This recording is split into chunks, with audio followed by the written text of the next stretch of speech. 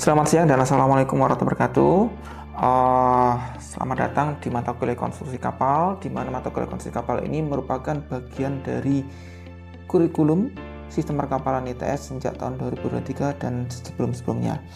Baik, kita mulai aja dengan hari ini dengan introduction yang disampaikan oleh saya, Ahmad Baidowi, dari sistem perkapalan ITS. Pertama adalah deskripsi mata kuliah. Mata kuliah konstruksi kapal ini dirancang untuk memberikan pemahaman komprehensif tentang proses, teknik, dan prinsip-prinsip yang terlibat dalam membangun kapal, khususnya konstruksi mulai dari tahapan desain hingga akhir. Nah, tujuannya adalah untuk mendapatkan konstruksi serta kapal yang berkualitas sesuai dengan standarnya, sehingga berkontribusi secara efektif pada proyek konstruksi kapal, memastikan kapal memiliki standar yang baik sehingga dapat memenuhi hal keselamatan, kinerja, dan keandalan. Baik, ada 3 capaian pembelajaran lulusan yang dibebankan atau di-assign dalam mata kuliah ini adalah: 1 adalah mampu mengkaji, menerapkan pengetahuan matematika, sains, dan teknologi dalam rangka mengaplikasikannya pada bidang teknik sistem perkapalan, serta mampu mengambil keputusan secara tepat, serta secara mandiri baik maupun kerja tim, multidisiplin yang lintas budaya melalui pemikiran logis, kritis, sistematis, inovatif, baik nasional dan internasional. Yang kedua, mampu memahami kebutuhan akan pembelajaran sepanjang hayat untuk bersaing di tingkat nasional maupun internasional dalam rangka berkontribusi nyata untuk menyelesaikan permasalahan di bidang teknik sistem perkapalan dengan prinsip keberlanjutan. Yang ketiga, mampu mengidentifikasi, merumuskan, menganalisis, serta menyelesaikan permasalahan di bidang teknik sistem perkapalan. Oke. Sedangkan capaian pembelajaran mata kuliah adalah mampu memahami dan dari desain dasar, konstruksi melintang, longitudinal, serta mix atau campuran. Kemudian yang kedua, mampu memahami konstruksi di ruang mesin, karena kita banyak fokus di sistem perkapalan. Baik, untuk rencana evaluasi kita ada 4 metode evaluasi atau 4 kali evaluasi. Yang pertama adalah tugas atau quiz, ETS, tugas grup, serta EAS, di mana masing-masing bobotnya ada 20, 20, dan 30.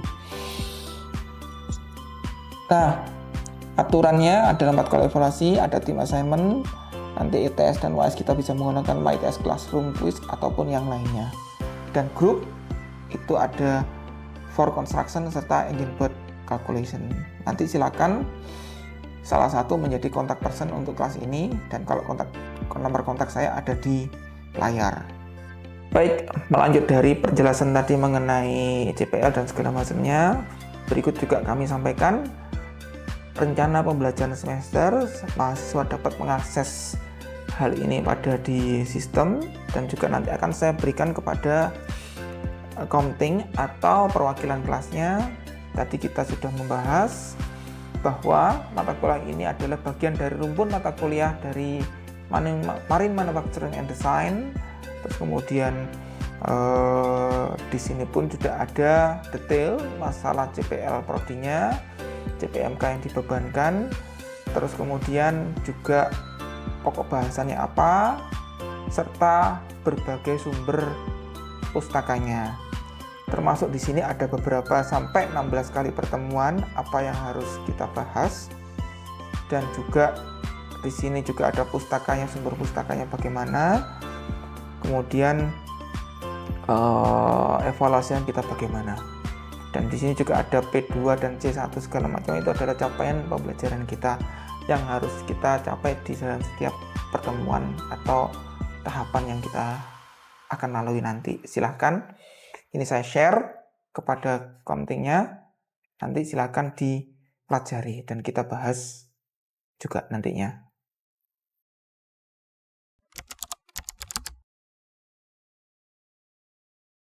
Baik, selamat siang semuanya. Kembali lagi di kelas kita, di kelas konstruksi kapal, kelas A. Hari ini adalah minggu kelima, dan hari ini kita topiknya adalah sistem konstruksi kapal.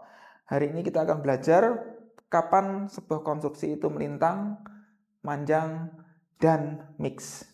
1, kita bahas kekuatan kapal dulu. yaitu adalah intinya memberikan ketambahan pada komponen konstruksi. Kalau kita ingin kekuatan, nambah komponen konstruksinya atau mengubah ukuran, ketebalan dan segala macamnya. Intinya bagaimana kita menguatkan konstruksinya. Oke. Nah, langsung di sini kita sudah membahas bagaimana komponen dalam konstruksi kapal, maka kita akan langsung masuk ke sini. Ada dua hal, yaitu primary supporting members, yaitu antara lain frame, girders, and floors. Kemudian penguatan tambahan secondary supporting members, longitudinal frames, and deck beams. Ingat ya, ini ada frame, ada web frame. Oke. Nah, pada dasarnya terdiri dari konstruksi yang letaknya kedua-duanya pasti ada, baik yang longitudinal maupun transverse atau melintang munjur. Tapi secara umum dibagi menjadi 3, transverse, longitudinal, dan mix. Mix artinya campuran. Nah, contohnya bagaimana? Kalau melintang, kita lihat di sini paling atas. Di sini tidak terlihat adanya longitudinalnya di bagian bottom maupun di bagian deck. Baik dari bottom longitudinal maupun inner bottom longitudinal, semuanya adalah transverse. Sedangkan yang kedua adalah longitudinal atau membujur. Nah, di sini kita lihat perbedaannya. Di sini semuanya diisi dengan longitudinals. Ada profil-profilnya. Sedangkan yang ketiga ini adalah mix, ya, mix.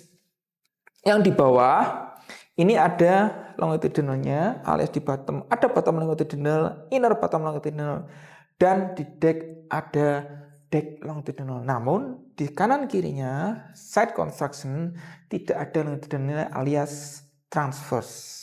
Itu perbedaan utamanya. Oke. Nah, single beam dan single hull, dan hull girder, kita umpamakan hull menjadi sebuah single beam. Terus kemudian beam ini kita rubah simplifikasi yang kompleks ini, kita terjemahkan lagi ke seperti ship hull girder ini. Nah, di sini ada 2, atas bawah ini adalah anggap aja deck dan si bottom kayak flange di atas dan di bawah.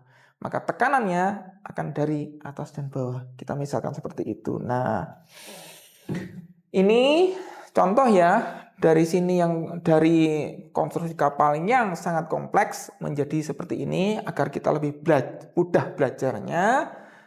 Ketika ada beban dari atas, dalam ini sagging ataupun hogging, maka timbul bending stress. Berarti di atas akan terjadi kompresi, di bawah akan terjadi tarikan.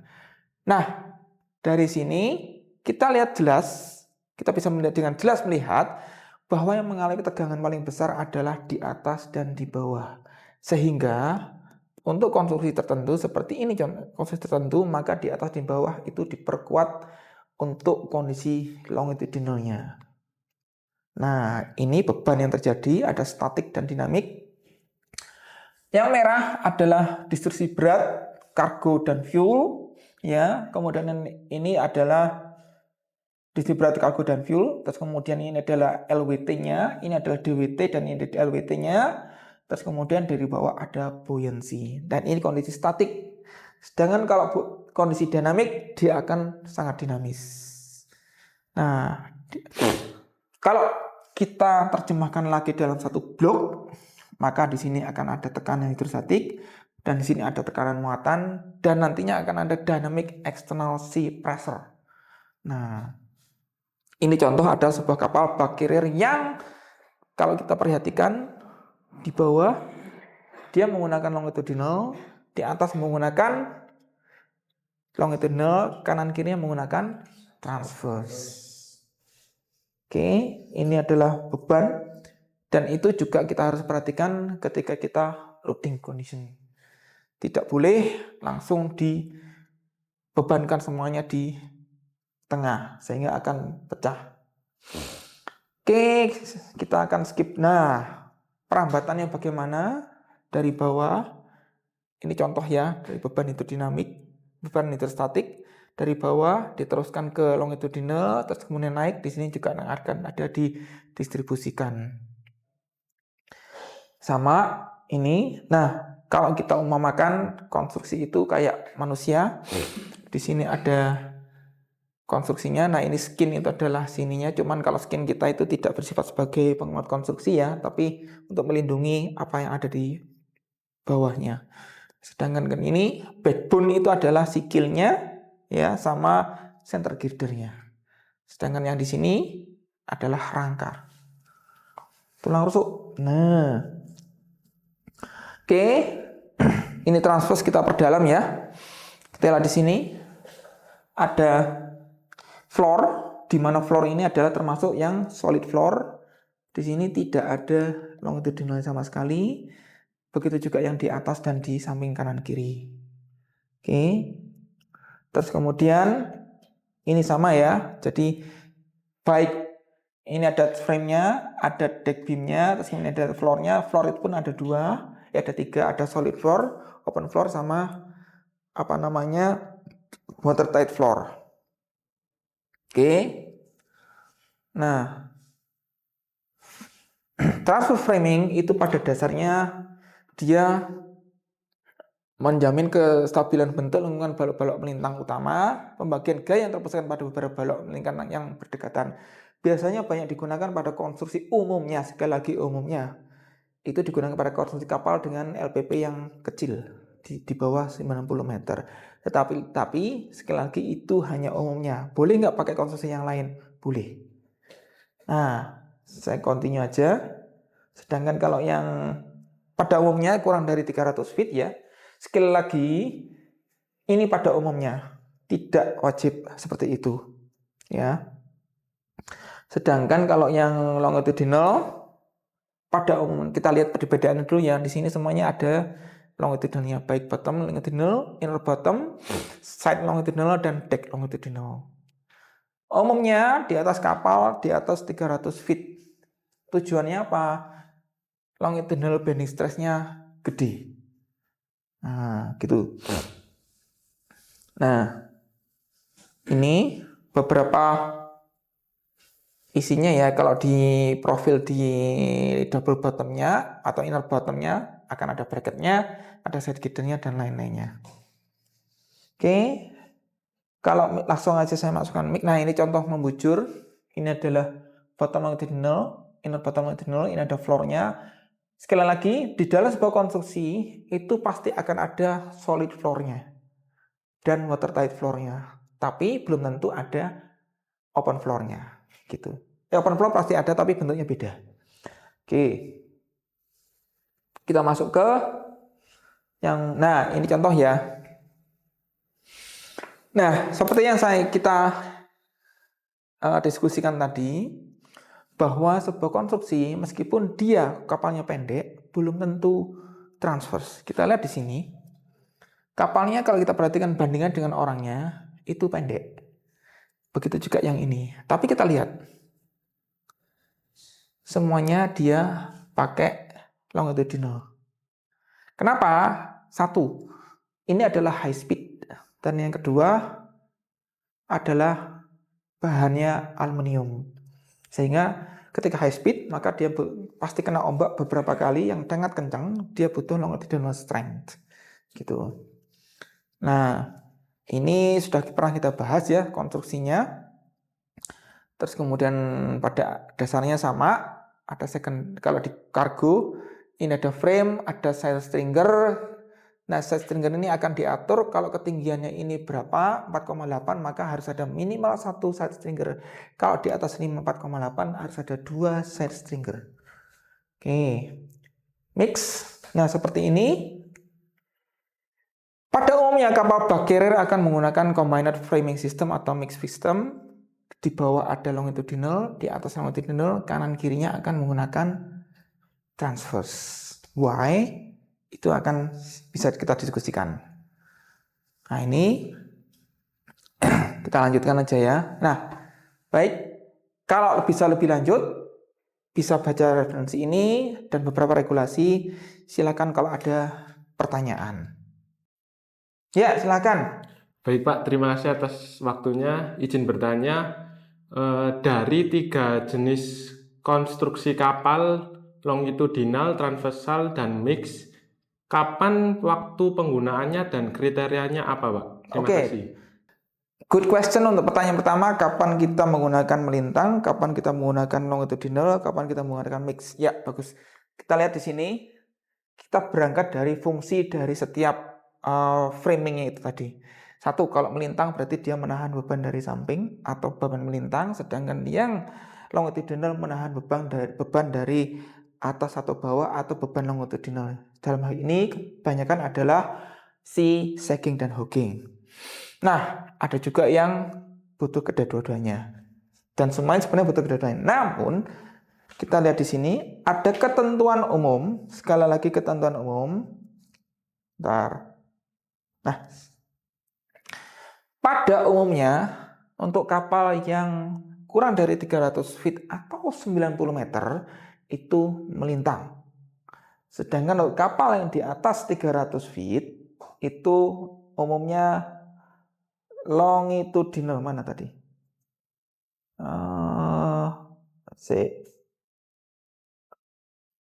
Nah, di atas 300 feet itu umumnya longitudinal dan panjang gelombangnya di atas 300 feet. Nah, itu. Sedangkan di antara keduanya itu boleh umumnya dia menggunakan sistem konstruksi campuran. Nah, namun yang perlu kita perhatikan dengan contoh seperti ini, kapal yang ini di mana dia konstruksinya kapalnya pendek dan kemudian karakter kapalnya high speed. Terus yang ketiga bahannya aluminium. Kita tahu kekuatan baja dan aluminium, kekuatan lenturnya baja dan aluminium lebih lentur aluminium. Jadi kalau kita menggunakan melintang, maka dia tidak punya kekuatan longitudinal, maka dia dibutuhkan longitudinal. Itu. Kriterianya apa? Adalah sigma longitudinal, sigma shear stress-nya adalah dia masih dari sigma L izin. Sorry, ini bukan sigma, tapi harusnya tau. Nah, tegangan longitudinalnya sama tegangan tariknya atau tegangan normalnya sama tegangan geser itu masih di bawah tegangan izin semuanya. Mari kita lihat contohnya. Nah, ini kita lihat, saya contohkan.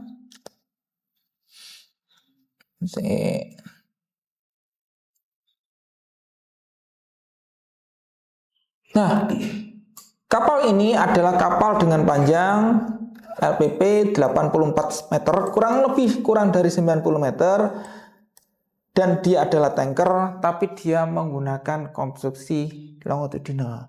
Kalau kita pakai ketentuan tadi, itu tidak boleh, tapi ini ada.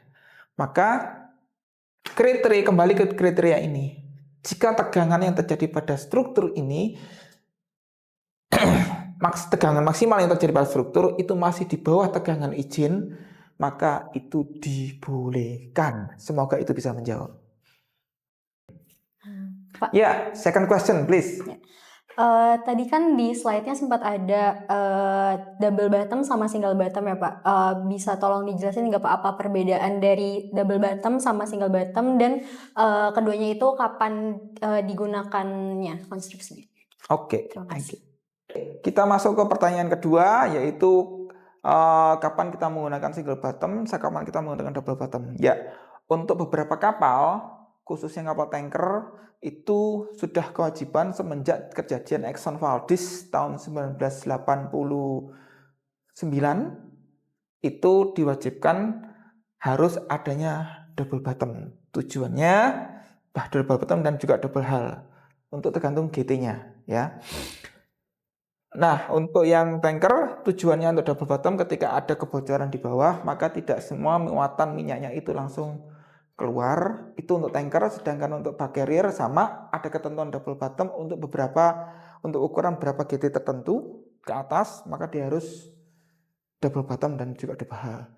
Nah, namun karakter dari sebuah kapal itu juga sangat mempengaruhi. Misal di sini, ini adalah kapal tugboat dengan panjang hanya sekitar berapa meter ya? 28 meteran ya.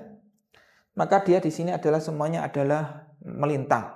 Kita lihat di sini melintang ya. Dan ada juga tidak semuanya ada double bottomnya. Kita lihat di sini. Kita lihat di sini. Nah, ini adalah di ruang mesin ya. Namun dia bukan double bottom. Sedangkan kita lihat di atas, ini double bottom, dia lebih berfungsi kepada untuk tangkinya. Dan kita lihat di sini, dia bukan di las, tapi dia di baut. Jadi tidak fungsi double bottom sepenuhnya. Nah, sedangkan yang ini yang tidak ada tangkinya, di kapal ini tidak perlu double bottom. Kapalnya pendek, operasinya ya sekitar pelabuhan saja. Terus kemudian tidak perlu tangki di sini, maka dia tidak perlu double bottom. Tapi karena dia tugboat, semua konstruksinya melintang. Karena torsi mesin akan sangat besar, sehingga kalau tidak diberi kekuatan melintang, maka dia akan rusak konstruksinya. Oke, thank you. Pak, saya tanya. Ya, monggo. Kan tadi di saat bilangin kalau dari panjang kapal mengaruhi jenis konstruksinya, Pak. Nah, tapi kalau dari jenis kapalnya gimana, Pak? Kan tiap kapal tujuannya beda. Ada yang tanker, ada yang tugboat. Itu kira-kira konstruksinya gimana? Apakah kira-kira sama atau gimana ya, Pak? Oke, kita akan membahas pertanyaan ketiga. Jenis kapal apakah mempengaruhi jenis konstruksinya? Apakah itu melintang, memanjang, dan apa itu mix? Ya, ada beberapa jenis tertentu yang memang itu membutuhkan melintang. Misal, dengan ciri khas kapalnya pendek dan kemudian operasionalnya membutuhkan kekuatan melintang, dan di situ ada permesinan atau hal yang membuatkan dia butuh kekuatan melintang. Misal, contohnya kapal ini adalah kapal tugboat, dia kapalnya pendek, maka dan di tengah-tengah di sini, nah sebentar saya carikan. Nah ini, nah di sini akan ada dua mesin yang besar, di mana ini mesin tugboat ini sangat besar torsinya. Maka ketika torsi itu, mesin itu berjalan dan memutar baling-baling, maka torsinya akan gede, maka dia sangat membutuhkan kekuatan melintang. Mostly tugboat melintang. Tugboat, AHTS, atau sejenisnya yang mesinnya besar dan dia menarik, itu adalah melintang. Sedangkan kita lihat yang satu ini adalah kapal tanker. Kapal tanker itu karakteristiknya dia berlayar di rentang waktu yang sangat lama, mostly ocean going, dan dia ketika ocean going maka sering menghadapi sagging dan hogging yang sangat besar, maka mostly itu akan digunakan longitudinal. Kenapa? Karena dia butuh longitudinal strength untuk menghadapi sagging dan hogging. Nah, apakah untuk tanker boleh menggunakan melintang? Boleh, tapi akan ada konsekuensi ketebalan plat di bottomnya dan di inner bottom serta di bagian deck dibutuhkan ketebalan plat yang sangat besar sehingga LWT-nya naik dan payload-nya akan terkurangi. Nah, sedangkan jenis kapal yang lain ini misalnya ini adalah kapal military dengan high speed. Kalau kita lihat di sini dia pakemnya agak lain. Nah, kapal ini di bawah adalah baja, di atasnya adalah aluminium. Nah, kita lihat di sini, meskipun kapalnya lebih dari 100 meter, tapi kecepatannya 30 knot. Di lain sisi, artinya dia butuh longitudinal strength. Di lain sisi, dia juga butuh kekuatan. Di lain sisi, di atasnya dikasih aluminium supaya untuk meringankan bobot. Nah, kita lihat di sini, di lain sisi dia juga ada mesin yang besar di sini karena untuk mencapai 30 knot dengan kapal segitu torsinya juga besar. Maka yang digunakan kita lihat unik di sini. Di sini seakan-akan ada melintang, tapi di sini juga ada longitudinalnya. Ini mix evolusi. Nah, seperti itu.